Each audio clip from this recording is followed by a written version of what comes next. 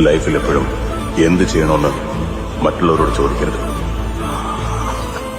നമുക്ക് സ്വയം ഒരു ക്ലാരിറ്റി ഉണ്ടാകണം. നമുക്കറിയാവുന്ന പണി ഫ്രീ ആയിട്ട് ചെയ്യരുത്. നമുക്ക് പറ്റാത്ത പണി ട്രൈ ചെയ്യുകയും അരുത്.